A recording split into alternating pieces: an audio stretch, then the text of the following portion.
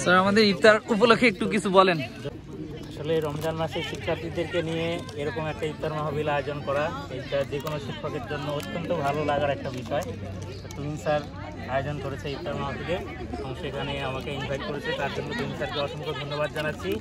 এবং তুমিন স্যারের যে স্বপ্ন, যে মেধা, পরিশ্রম, যেটা দিয়ে তিনি আসলে দেবীগঞ্জের জন্য, তোমার জন্য কিছু করতে যাচ্ছেন, সেটা সফলতা কামনা করছি এবং আবারও ধন্যবাদ জানাচ্ছি। সেই সাথে এখানে আমার স্কুলের অনেক শিক্ষার্থীদের দেখতে পাচ্ছি, সকলের সফলতা কামনা করে আমি কথা এখানে শেষ করছি।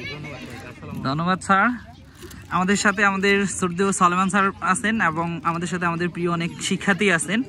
সবাইকে আমরা ধন্যবাদ জানাবো আজকে আমাদের ইফতার মাহফিলে প্রেজেন্ট থাকার জন্য। আমরা এই মুহূর্তে সলেমান স্যারের কাছ থেকে কিছু শুনবো। আসসালামু আলাইকুম। তুহিন সম্পর্কে আমার এক কথা বলতে গেলে শেষ করা যাবে না। বিগত 6 বছর যাবত আমি তুহিনকে চিনি। একজন ছাত্র হিসেবে নিজে শিক্ষার্থী, এই শিক্ষার্থী জায়গা থেকে যে অন্যদিকে শেখানোর যে একটা প্রচেষ্টা, যে আগ্রহ ছিল, সেই আগ্রহ প্রেক্ষিতে শত শত শিক্ষার্থী প্রতি বছর তার এখান থেকে বের হয়ে যায়। আমি নিজেও তার দেবীগঞ্জ বিভিন্ন ব্যাচে ক্লাস নিয়েছিলাম। ছেলেমেয়েরা এখন হাজী দানেশ বিজ্ঞান প্রযুক্তি, রোকেয়া ভর্তি সহ দেশের বিভিন্ন জায়গায় পড়াশোনা করে। আর এই চেষ্টাকে আমি স্বাগত জানাই। যে নিজে এখন শিক্ষক হয়ে গেছে, পরিপূর্ণ শিক্ষক, তা পড়াশোনাও শেষ, প্রায় সে পূর্ণাঙ্গ শিক্ষকতা অর্জন করেছে।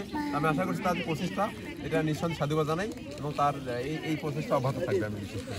ধন্যবাদ স্যারকে। সেই সাথে আমরা একটু আমাদের বাকি শিক্ষার্থীদের একটু বলি, কিছু বলবেন?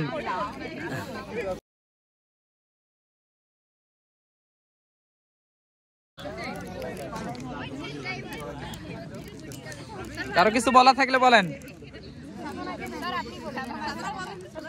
সাধনা বলো।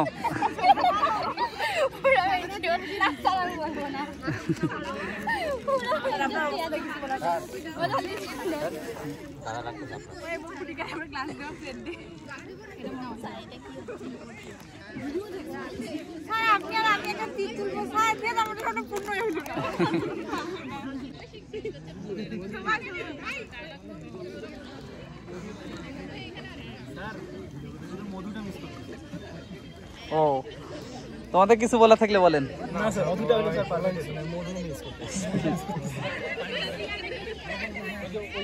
তোমাদের কিছু বলার আছে? ওকে, ধন্যবাদ সবাইকে। এত সুন্দর একটা আমরা ইফতার পার্টি আয়োজন করছি দেবীগঞ্জ সেন্টারের শিক্ষার্থীদের নিয়ে।